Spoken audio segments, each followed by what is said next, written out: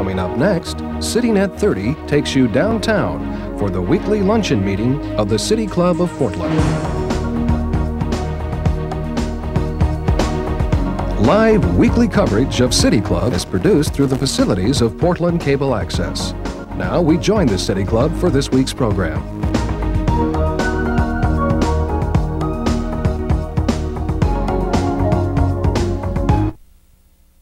First today are Delaine Eastin, California State Superintendent of Public Instruction, Stan Bunn, Superintendent of Public Instruction for Oregon, and Ben Canada, Superintendent of Portland's Public Schools.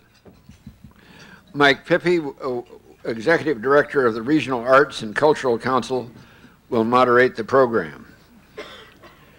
New members today is Rachel Stein, Independent Environmental Consultant. Rachel, will you please stand?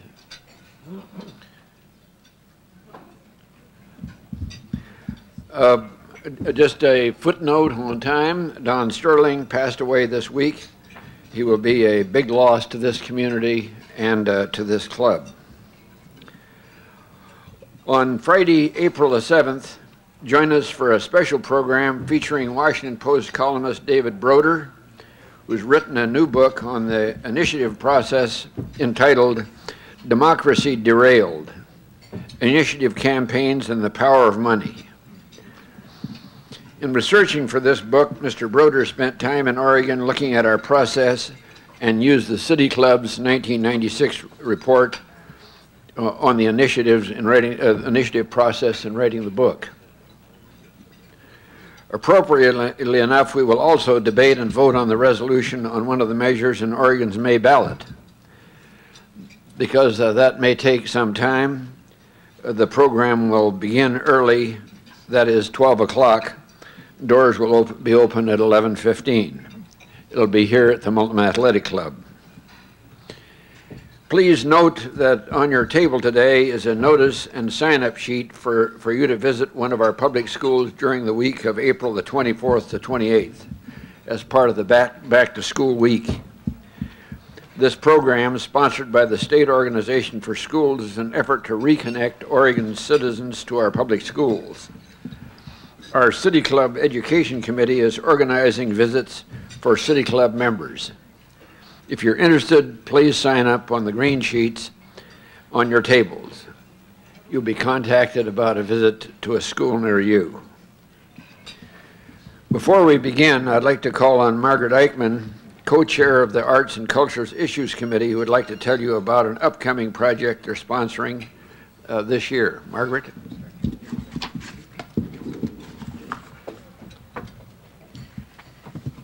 Thanks. Before mentioning the event that Lloyd mentioned, I wanted to just tell people about a wonderful collaboration that the Regional Arts and Culture Council and City Club began last year. We did a project of a series of panel discussions and speeches on the arts and their public value. And that series was then captured in a report that's called The Arts and Their Public Value.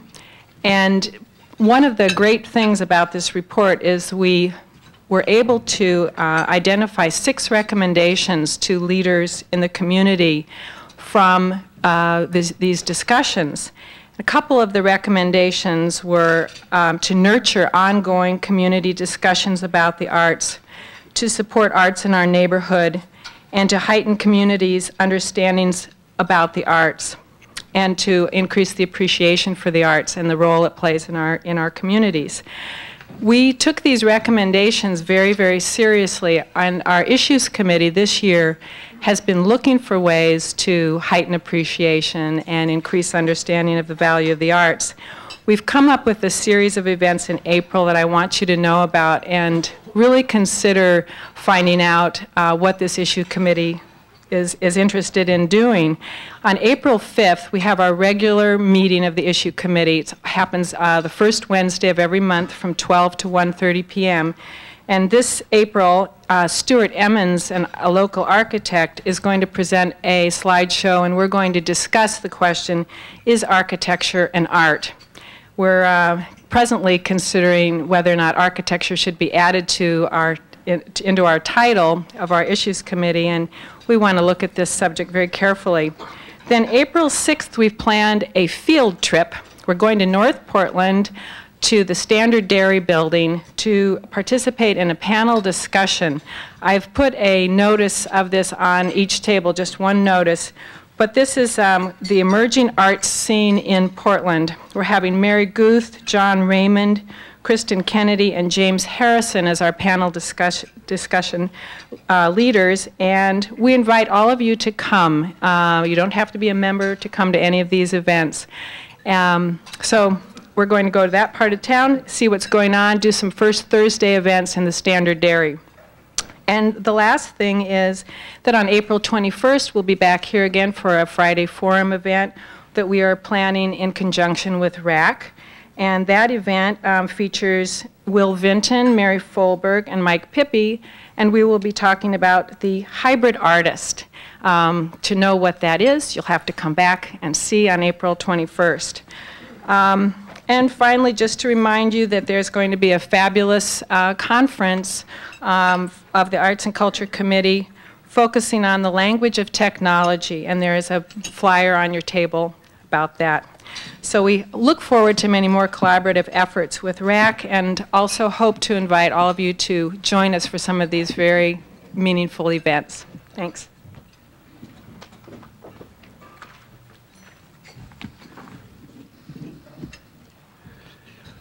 Today's program is co-sponsored by the Regional Arts and Culture Council. We appreciate their efforts in making this program possible. Our board host today is Nikki Lynch, member of the Board of Governors and chair of the Research Board. She works for Merrill Lynch of Lynch fame, and she will ask the first question of our speakers. Questions then can be followed from the floor by City Club members. Also, if you have a question that you'd like to have to write, feel free to do so that and raise your hand, and someone from the staff will bring it forth up to the head table. Broadcast of our programs this quarter are made possible by the corporate underwriting of Barney & Worth, Kaiser Permanente Health Systems, and Wells Fargo Bank. We're very grateful for their support. The reduction of public money available to finance the public school system in Oregon and the subsequent reduction or elimination of arts programs in many of the schools has been painful indeed. To many, a no-brain approach. Today we'll hear a message from key players in our educational system, both here and in California, on drawing from the right side of the brain. Mike Pippi will serve as moderator and introduce our speakers. Mike is the executive director of the Regional Arts and Culture Council here in Portland. In over 25 years in film, television, stage, and special events, as a producer or director, Mike has worked both in public and the private sector. He was president of the International Cultural Enterprises working in Los Angeles area and overseas. His work with Walt Disney, 5 years in Russia, working in television, and his time in Monterey as director of the Froman Foundation give him a unique background to help expand and support the arts and culture programs here in Portland and in Oregon. Mike, we look forward to your program today. Mike Pippi.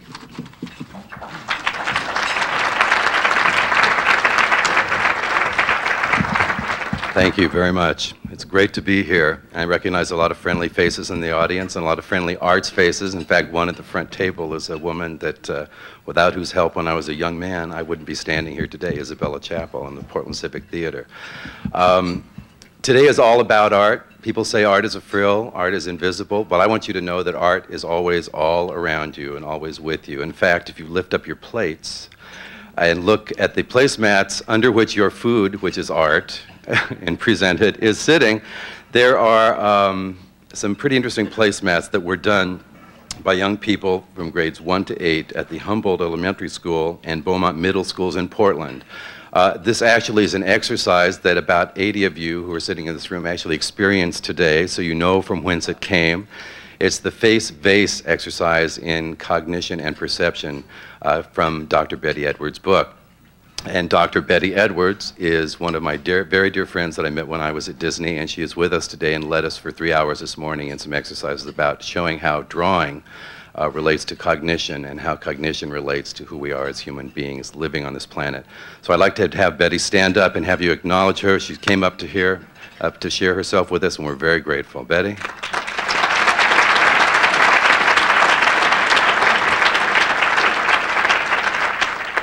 I also just want to say greetings to all the children that made the placemats, because they're all listening to us on the radio right now.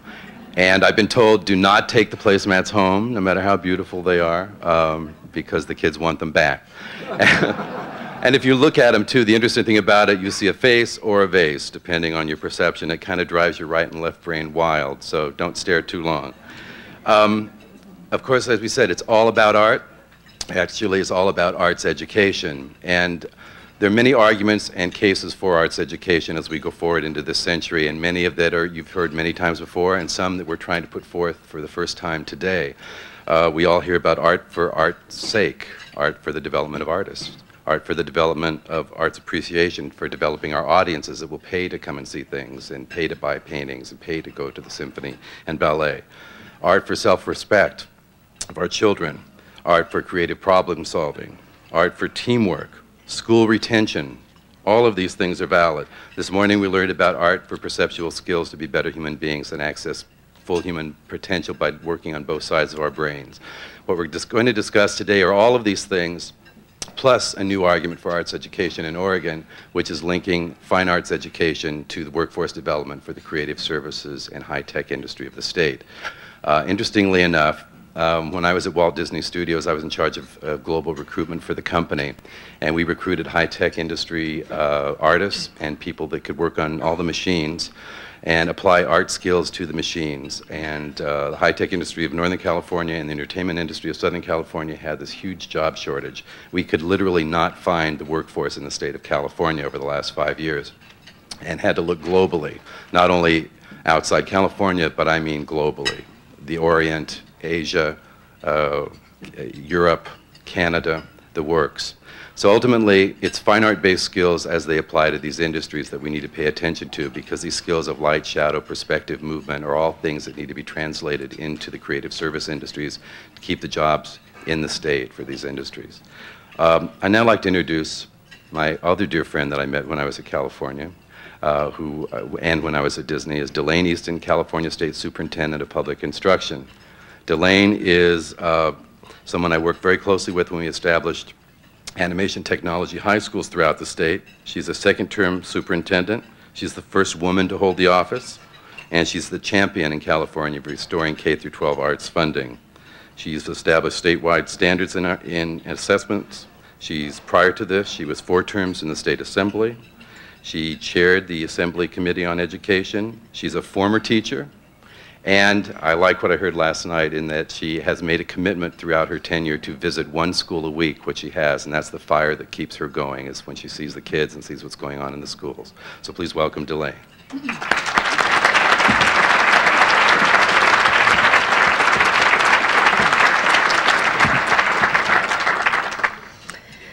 I want to thank Mike, and that's really why I'm here today. I don't do a lot of speeches out of the state like Stan. I find this is a pretty consuming job, but I owe a great debt to Mike, because he did in fact help wake up California to the need to really have much more applied skill in the schools of our state, and to really understand the power of the state's economy and apply that to the kind of training we were giving to our students. And because of him, it is true, we were hearing not only from Disney but from others that our very important entertainment industry, and in California, the entertainment industry is a $37 billion industry.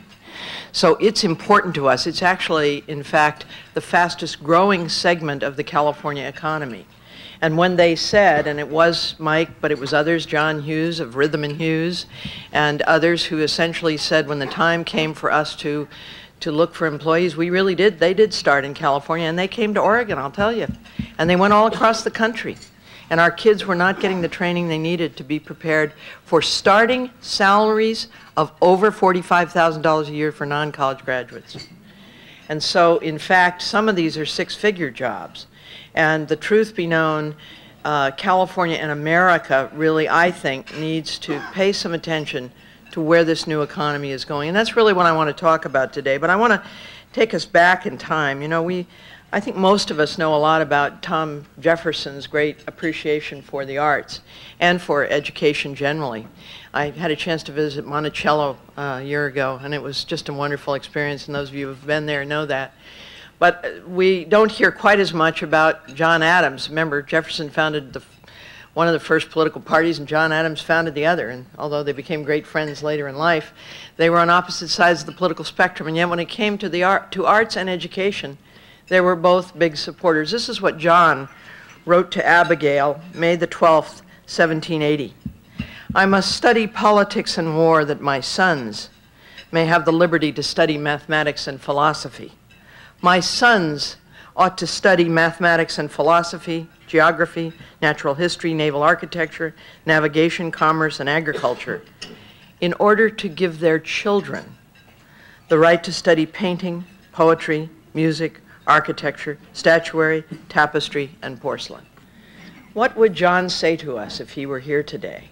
I think he would be disappointed that we became the #1 democracy on earth and the most affluent nation that the world has ever seen. But somewhere along the way, we forgot about giving our children a complete appreciation of the arts. Now, I will just tell you that I think it's more important than ever in the new economy.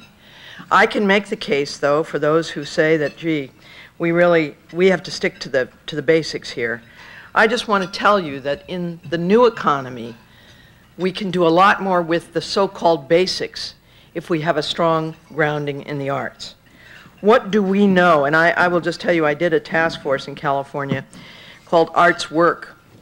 We'd intended to have 18 or 20 people on this task force, and we wound up with, much to my chagrin, 60. Because the phone kept ringing from people saying, you have to let me on this task force. You know, normally you have to drag them in kicking and screaming. The co-chairs of our task force, by the way, included Luis Valdez, known to many of you as the producer of La Bamba. He is a teacher of teledramatic art at the Cal State Monterey Bay campus. A wonderful woman named Branya Galiff, who is one of the founders of the Galiff Foundation, and they support different ways of knowing, which many Oregon schools use for early arts education. And a wonderful county superintendent, Bill Cerrone. But on this task force were people from the Getty, people from our leading museums and leading educators in California. And they came up with some pretty important suggestions for California, and I'll be the first to say we have not realized all of them yet. We have the same battles in California about sticking to the knitting and making sure we teach the basics as I think you all experience here. But one of the things that they pointed out in this task force that I want to just remind everybody here is that when we talk about the arts, we aren't talking about the arts instead of literacy. We are not talking about the arts instead of mastering numeracy. What do we know from the research that's been done about students who have, in fact, a very important grounding in the arts? Well, students with coursework or experience in music performance score 53 points higher on the verbal portion of the SAT than those students who do not have that, and 39 points higher on the math portion of the SAT than students who have no coursework or experience in the arts. This shouldn't be amazing. Those of you who are fond of Bach know he was a mathematician.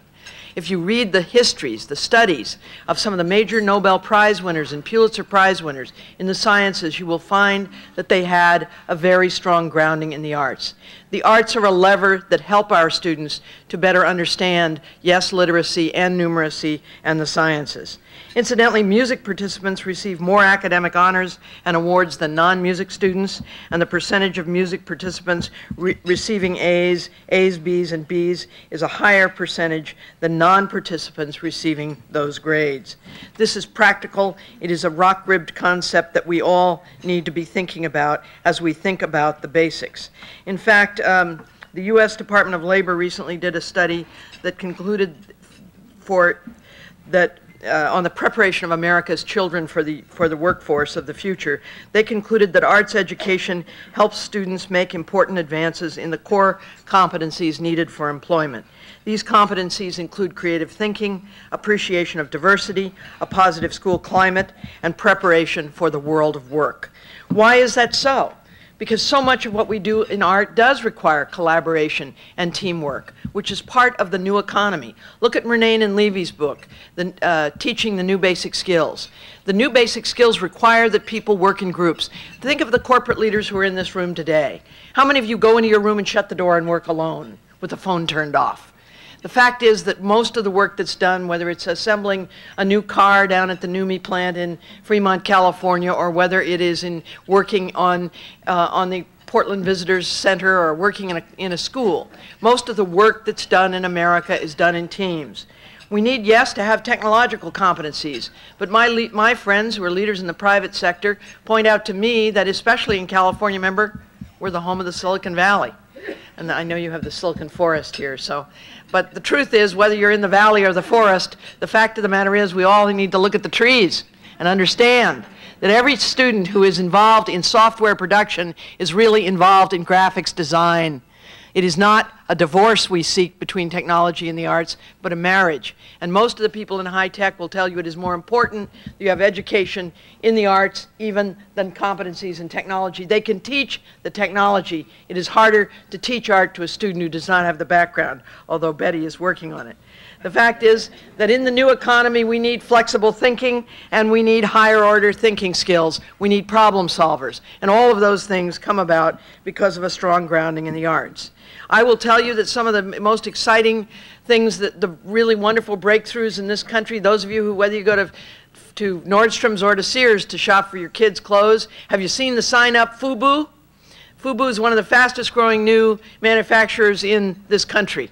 A young man by the name of Damon Johns was out on the street one day and he bought himself some pants in the hip-hop style, and he brought them home, showed them to a friend, and they got to talking and they said, we could make these. And so these 4 young African-American men living in a very poor part of New York City went to Mom's basement, got out the sewing machine and started making clothes in the hip-hop style. Her first day out, they made $700. But last year, when they were all 4 in their 20s, they had a $37 million business. FUBU, for us, by us, is what the company stands for. What about the play Rent? It took this young man 6 years, John Larson, 6 years, to write this play. You know, at first the characters weren't right, and then the plot wasn't quite right, and then the music wasn't quite right. It was a musical. And yet he finally got it all together, and the night it opened on Broadway, it was a huge success. And he sat with the New York Times writer and talked about how he'd finally had this achievement, and he went home to make himself a cup of tea, and he died of an aneurysm. Now, some of you would say what a waste that was, but here is a young man who wrote a wonderful musical that told us all about the importance of understanding AIDS in the urban environment and what we could all do, in fact, to mitigate the impacts of AIDS. He made a difference, and so do a lot of young people make a difference. But we've got to engage them and involve them and connect them with the greater world. I'm here in part, yes, because I actually believe one of the ways that we have to sell the idea of bringing the arts into education is that we must show how it connects to the greater economy. But I will remind everybody here that those students at Columbine High School in Littleton, Colorado, were A+ students who were not connected to the broader society. And I would suggest to you that in a healthy school system, every kid has a chance to be connected. Whether they're A+ students in math and science, I hope they are, but I also want them to feel a connection to the broader society. And many of the kids who feel like outcasts really count on a strong arts program to give them that connection. Why do I care so much? I'm not an artist, but I wouldn't be the superintendent of public instruction in California if it weren't for a high school drama teacher by the name of Jay Deck. I was a 14-year-old disguised as an ingrown toenail. And I will tell you, my oldest friend Karen is here, she'll tell you it's true. I was very, very shy, and Mr. Deck, this wonderful teacher, gave us this wonderful classroom experience. Another young woman and I did a scene together in his class, and the next year he cast this play. Oh God, I wanted to try out for that part, you know, I really did. I knew I was right for it, but I just couldn't. And Mr. Deck stopped me in the hall one day, the last day of auditions, and he said, Delaine, why didn't you try out for this part? And I said, well, I'd love to, Mr. Deck, but I'm just too shy to try out. And he said, well, you know, this is a metaphor for your whole life. If you never try out, you'll never get the part. And so the woman who starred opposite me, young woman named Nancy Cunningham, I ran into about 20 years later. She said, you know, Delaine, Mr. Deck stopped me in the hall the last day of auditions, told me the same thing. The fact of the matter is that kids need to learn to speak, and they need to learn to express themselves. They need to be creative, and they need to be connected. They need to, yes, understand English and language arts and numeracy and literacy and the sciences, but they also ought to know and understand what John Adams was writing about to Abigail. When the dust finally settles in America, what we all need to understand is we do need to incorporate dance and music and theater and drawing and the arts generally into the core curriculum of all of our students. We do need to have statewide content and performance standards, and there is a way to do that, and we're doing it in California. Yes, there ought to be standards for what children learn in the arts, but that doesn't mean we narrowly prescribe, nor do we, for what software inventors do, exactly what they'll create. We need to create career awareness, and we need to give students a chance for exploration and orientation and preparation experiences in the arts, but we need to remember how the arts relate to the broader economy. We need to provide every student with access to arts education, and as well as technology, and the marriage of both. But I would suggest to you those are, in fact, the new basic skills. We need to develop an action plan to support the implementation of arts programs in every school at every grade level, because it is the right thing to do for all students. At the end of the day, I will tell you that, in fact, right now in California, the arts and the software industry contribute greatly to our economy. But we often forget the spin-offs from things like the symphony and things like the opening of a new exhibit. People who come to Portland, they come and they stay at a hotel, and they rent a hotel room, and they go to a wonderful dinner, and they have an opportunity to explore your community in so many other ways. And in fact, I would argue that the arts are a part of what we do in a culinary sense. And so all of us, I think, need to remember who we are as Americans and make the level of investment required. I think this country is at a wonderful time in its history. I mean, I remember thinking in the year 2000 I'd be old. I was born in 1947, you know, and so I saw a little girl the other day, and I asked her how old she was, and she said, in 3 months, I'll be 16. Well, I'll be 52 until midnight of the day I turn 53, I'll tell you. But the fact is, you know you're getting old when you pick up your copy of Modern Maturity and there's Paul McCartney. You know you're getting old when the Rolling Stones comes to the United States and one of the sponsors is the AARP. But I will tell you, it's time for America to really think about who we are as a people, to build great cultural centers in our cities, and to give all of our children a chance to understand the rich diversity that is America. This is a wonderful country, but we need to make it a country where there's more song than sorrow. It's a wonderful, wonderful state you live in, but it needs to be a state, and I hope mine will be too, of hope, not hate.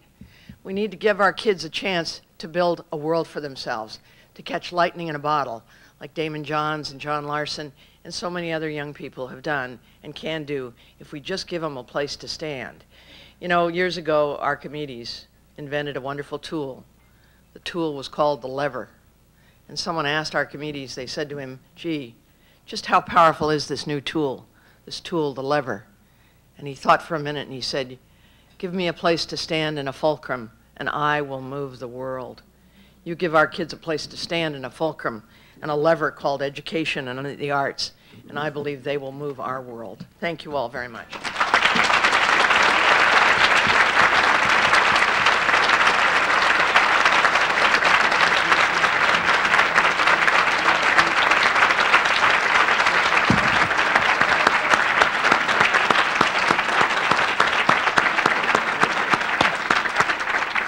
Delaine, I just want to say that Mr. Deck did a great job, that drama teacher. And I think it was Betty last night, we had a little reception, and Betty said, you know, I think drama is something that all politicians should take, and I think most of them have from looking at it.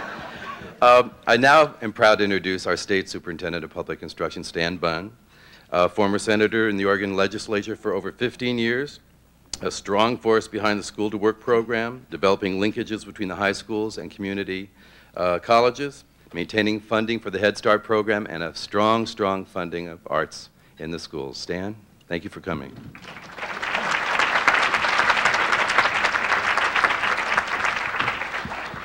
Thank you very much. I first want to take just a moment to belatedly welcome Delaine to Oregon. I recently had an opportunity to attend a conference in San Francisco where she was a great host for the school chiefs, and we welcome you, Delaine, to Oregon. We're very delighted to have you here. I just want to, as strongly as I can, second the comments that Delaine made about the importance of the arts, the standalone importance, the importance in terms of the ability to integrate the arts with other critical parts of our lives. And I want to add to that and talk a little bit about what I see as opportunities and then some serious problems we need to face. First, I want to suggest that as we look at compelling opportunities for integration, and they are clearly there, that we need to never apologize for the standalone critical nature of the arts, the feeding of human souls, the rich, great experiences that come from the arts. And it's so important that as we talk about integration and melding together, that we with great pride continue to stress the value of the arts for art's sake. And I can't stress that enough. It's just absolutely critical.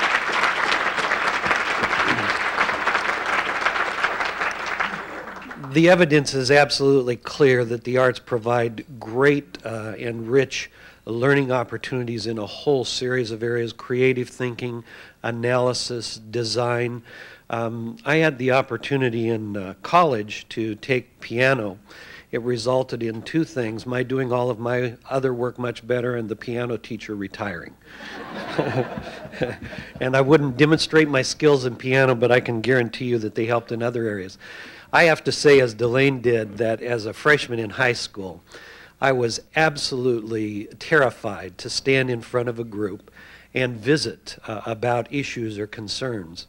And for me, it was Francis Zozel, the person who did our drama work, who brought me into that process and brought me into a freshman, sophomore, junior, and senior play.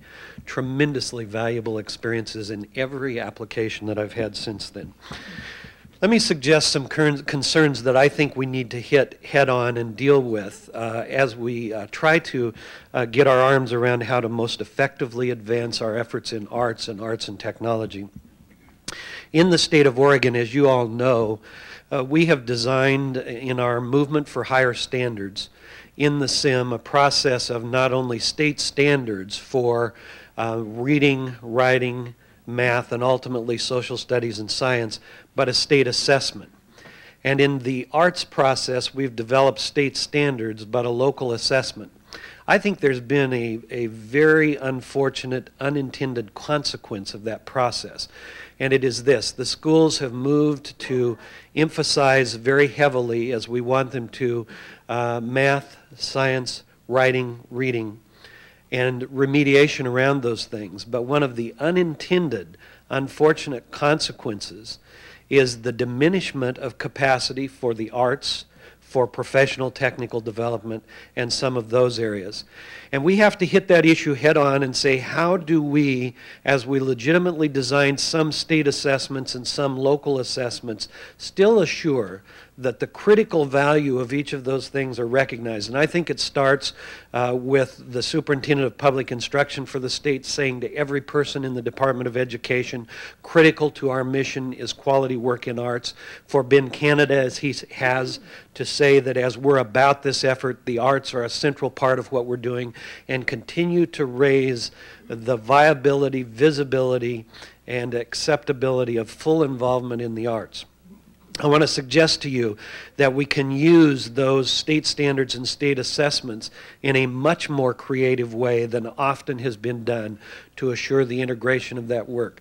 In Tillamook County, in the schools, you will see students who go out into forest areas or wetland areas and work with projects that are a part of their community service learning, a part of their contextual learning, and they come back and do artwork around what they found in the forest, a very, very powerful tool. We can point to a school in Portland that does artwork for the Trailblazers in their promotional efforts.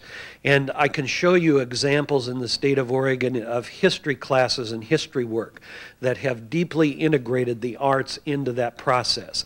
Now, if we are going to avoid the loss of capacity for rich and deep arts, we not only have to stand and aggressively say with pride that art for art's sake is valuable, but we also have to look at every one of those other activities, as Delaine mentioned, as an opportunity to integrate a deep portion of the arts into that effort.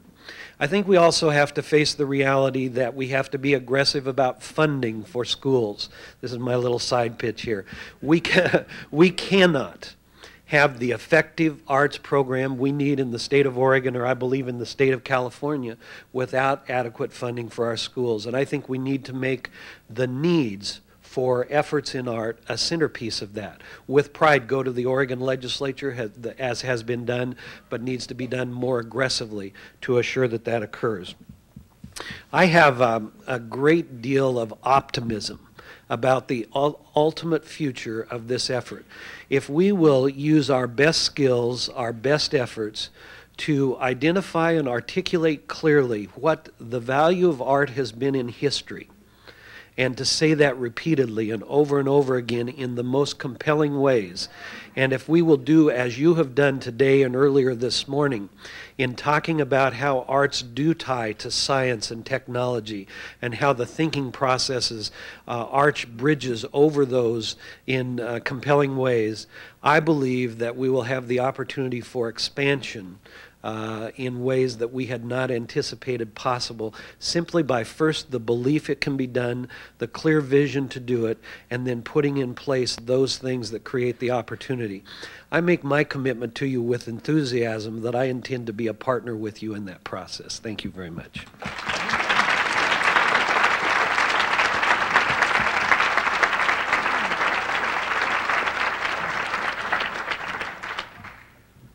Thank you, Stan. It's now my pleasure to introduce a man who's become a very dear friend of mine in the last 7 months that I've been here, and a man who predates me by not long in the city of Portland, Dr. Ben Canada, our Portland Superintendent of Schools. Ben was formerly the Superintendent of Schools for Atlanta, Georgia. As we all know in Portland, he's a strong advocate of arts throughout the curriculum. And I want to also say one of my favorite things about Ben is that he is married to his first grade sweetheart, I found out recently. So that says a lot right there, folks. Anyway, Ben, come on up.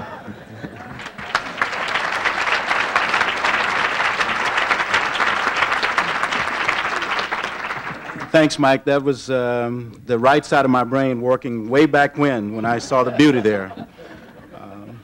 Good afternoon. And I have to say, what a wonderful afternoon. I mean, it's wonderful outside.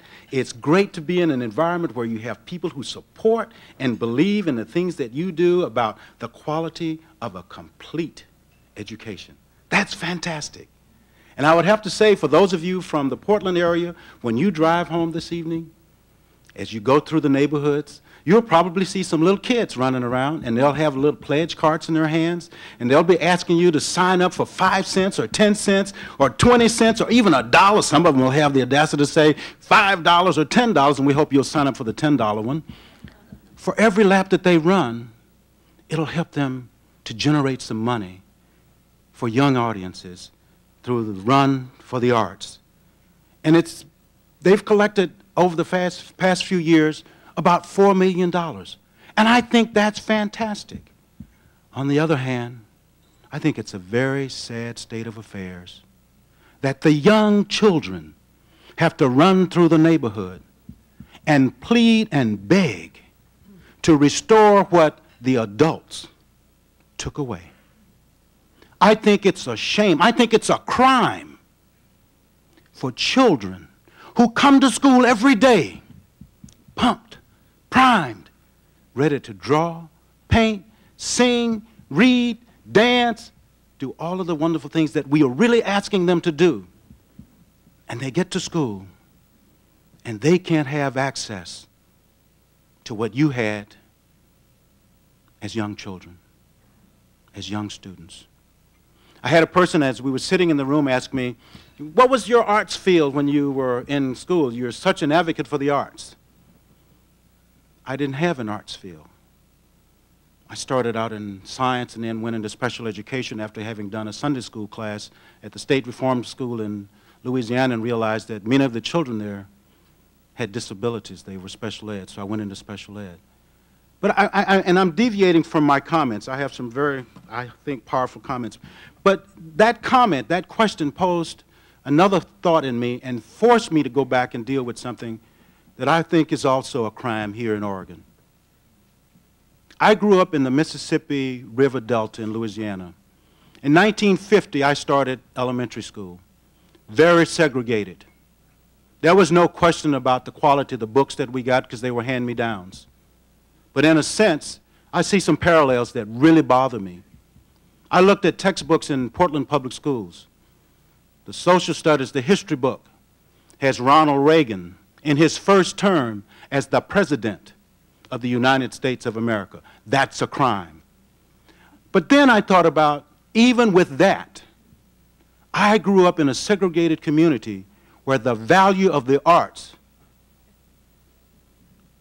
there was never an instance where we were not expected to be involved in some form of music, drawing, painting, speech, debate. Every year there was a class performance, 2 or 3 drama productions that were put on, and yet we were also being told, because we were African American at that point, we were being told, because you're a Negro, you have to academically be smarter and stronger. And yet I get here, a place that I used to look at as an aspiring administrator, Oregon, where people would say, if you want to see what's really going on in the world in terms of academic performance, academic excellence, see where a complete education is available to every child, go to Oregon. Look at Oregon. And now, tonight, tomorrow, we'll have children running around the streets begging for a nickel and a dime to be able to draw, to paint, to sing, to dance. Stan, I'm ready to stand with you at a press conference the day you're ready to stand before your entire group at the State Department and before our legislators and say the arts are an essential component of a complete education that every child in this state deserves the right to have.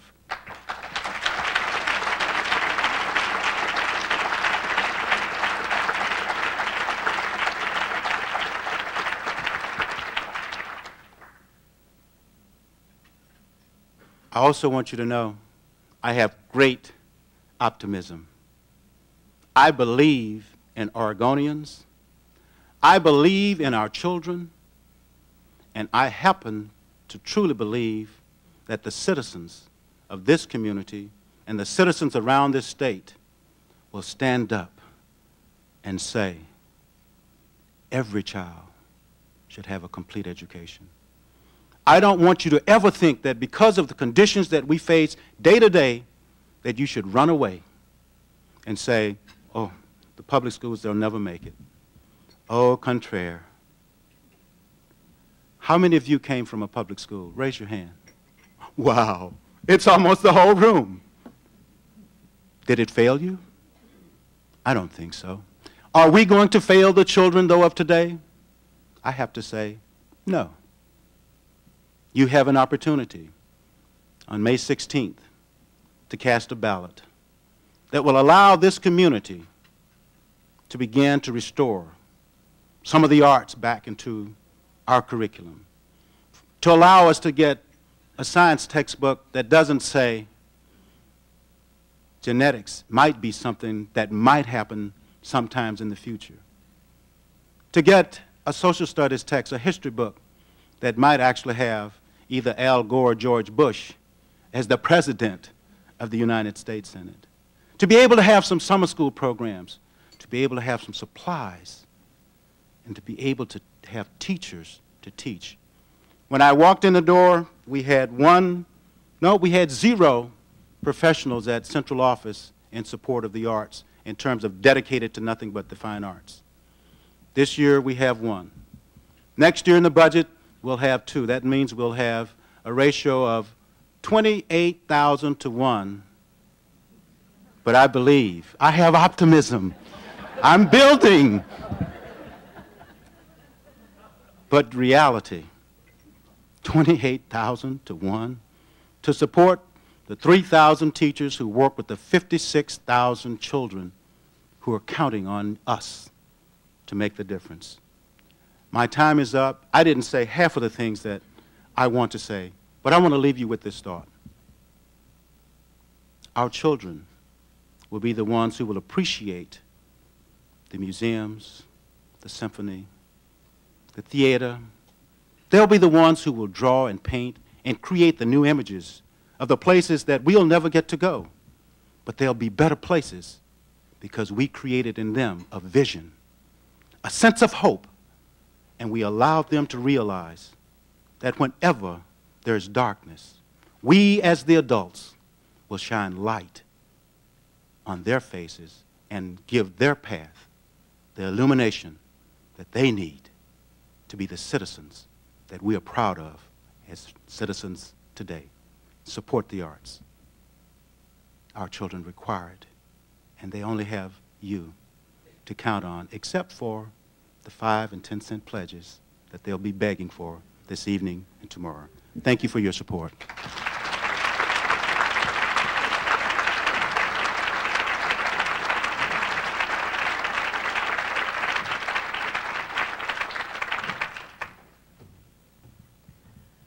Well, I guess I'd like to first say that I'm another person that theater was the start for me. I was actually a drama major in college, which few of my colleagues at Merrill Lynch believe. In any case, the question I have, and I think maybe I'll direct it to Delaine, since we Oregonians always look to California for shining examples, but shy of signing up for the pledge for running and that sort of thing. Can you give me or give us examples as citizens? What are some really effective things we can do to support having arts in the schools? Wonderful, thank you. Well, first, let me just say that Mike's program down in Los Angeles, and he worked with Disney and Paramount and Sony and a lot of others, really started out with a lot of the students doing some visits. They actually went and were accompanying various artists through the studios to see what the work was like. And I don't even know if Mike knows this, but one of the students that was in the early group that went on one of these first walk-alongs, who was kind of a troubled kid who really wasn't even sure if he was going to stay in school, wound up staying in school and just got his first credits on the Tarzan movie. Did you know that? No, I didn't. Yeah. Great. So what essentially can happen is there's a lot of ways you can go about it. First, many of you do have, either in your own offices or in your own companies, you have a publications department or an arts department or a graphics design department. You do some work that relates to the arts. So for many of you who are in the private sector, you could create opportunities for students to actually come and visit and see the kind of work that you do. Second, it is important, I think, to bring more of the work that is done into the schools. And Oregon, I think, has really done a fine job in a lot of venues. I mean, your work in this area, and I know it hasn't always been easy, and I know it's sometimes controversial, but your work to get our kids to understand what school to career is about is really important. Our kids don't know why we're teaching them this stuff in a lot of cases. And so you get a young man who gets involved in let's say a design class, and in California we have managed to do some initial design drafting classes, and then the kids get in computer assisted design. I've met kids that thought they were going to drop out of high school or graduate early or get their GEDs and go to work, and now they're at Cal Poly becoming architects or engineers because they think differently. You know, these are not McDonald's Happy Meals we're turning out here. And so for many kids, they don't understand how their skill lines up with what your expectations are in the private or in the public sector. So to do more to not only go to the schools to visit with these kids, but bring them out of the schools to see what you're doing, and then to build more of those partnerships, those marriages. I think the public sector really does do a good job, but I think we can, in fact, do a better job of working with industry and with the private sector to really see what the demands of the new economy are. I mean, let's face it, for many years, the United States of America had it as its primary training facility the military. The Army, Navy, and Air Force did a lot of our training for 18 to 21-year-olds. My dad was trained at Norfolk, Virginia to be a machinist. He then trained hundreds of young machinists over his career in the Navy. And the place where he was trained is now closed. And my brother, who is trained as an electronics technician, was trained at Treasure Island in San Francisco. It's now closed. You think about all the training that's been lost. Meanwhile, we haven't been ramping up some of our high schools to do some of that work. European and Asian countries who didn't spend as much of their GNP on defense, and that was because we were defending them in some cases, to our credit. Nonetheless, now we sort of have to wake up and smell the coffee and understand that there needs to be a new marriage between what your demands are in again, the private sector or in certain parts of the public sector and the schools of Oregon and California and the rest of the country. And I do believe there has to be a lot more cross-pollination in terms of why do we ask these kids to learn this material? You know, I had a kid who was in a mechanics class who said to me, you know, I always liked to fix things, and I always thought I'd be an auto mechanic, but I've always hated math. Now that I know what it's for, it's kind of cool. And for many children, you know, the whole idea of architecture and carpentry is based on the arts and geometry. I mean, there is a marriage between many of the academic pursuits.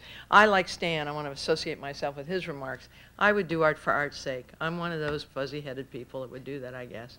But I will also tell you honestly, I really believe that there will be huge synergies in all kinds of places in our economy if we can marry the academic and the wonderful arts. And I actually don't think there's a difference. I think it's all blended together. Are there questions? Here we go. I'll let us off easy.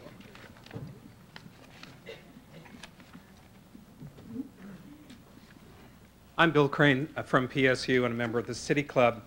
I think one of the best ways that we help children to learn is that they pay a very great deal of attention to what we do as adults.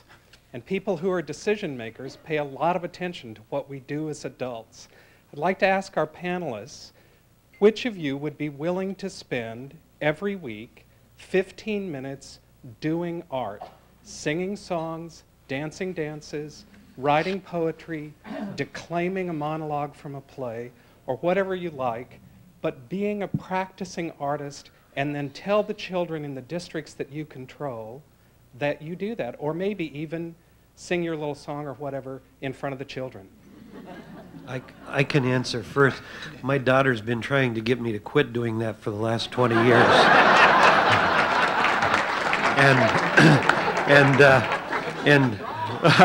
And I will assure you, I will continue to do that, and I will share with the people in the schools, maybe not my actually doing of it as much as how exciting it is to do it. And I'll tell you that I teach a full day, and I never know which school I'm going to be in every month, and I'm out in schools every week. I do sing. I learned, thanks to Data Betty, to draw, because I've never considered myself as a person who could draw anything, but I did do my hand, and it's a powerful hand now, thanks to you, Betty. I also believe, though, that while we have to have the arts as a part of a complete education, you do need to stress the reality that every discipline must have its own piece. And so for me to be able to espouse that and support that, I take great joy in doing it. So I'll continue to teach at least one full day every month, and every chance I get, I'm out of the office and I'm in a classroom with kids. And I do visit a school a week. I make it a point to really push the arts everywhere I go. I'll be honest with you, I'm a very poor tap dancer, but I have tap danced in the first, second, third, fourth, fifth, I sing, although it ought to be outlawed, and I really do urge children through the arts. I never have a department-wide meeting or any organization, any program that I sponsor. Every single one has a student performance involved, everyone, because I think that's what it's all about. Well, I don't dance well either, contrary to popular belief. I have to weigh in on this in terms of talking. I just wanted to add also, Delaine really does carry through. The conference I talked about going to, we had marvelous presentations, choirs and singing groups at series of those meetings, and it was absolutely wonderful and inspiring. Betsy Thanks. Warrener, City Club member. I was wondering if you could pass on to us something from what you've gained from the day's work you've been doing about how cognition and the arts interact, how the left and the right side of the brain work together. Who wants to start? Well, I mean, I honestly think, let me just say, the Greeks invented drama and they invented democracy. And they believed that there was a close connection. They actually, not the one you're thinking of either, they actually believed that the act of participation was personally transforming. I do believe that there is a huge lever that is given to cognition by having our students approach the world from a variety of different lenses, to see the world as the writer or the artist or the dramatist or the artist sees the world, to be in the world with a view of beauty and with an appreciation of aesthetics, I think, is something that we in this year 2000 have got to go and revisit. I believe John Adams was right that our country really has this fabulous opportunity right now. It took us more than 220 years to get to this place from when he wrote, and yet we haven't really taken advantage of it. But I think if we did, we would find that there was not only great breakthroughs in corporate America and in terms of inventions, but I think you would find a gentling of our society in a very positive way. I consider myself very lucky to live in a multiracial, multi-ethnic, multi-religious country that lives in relative peace and harmony, that I can eat all the foods of the world and enjoy all the arts of the world. But I also worry that we continue to not really celebrate what happens when you live in a free country where people can really give their whole attention to a whole panoply of things. And on Maslow's hierarchy of values, they don't have to worry about where their next meal is coming from as much.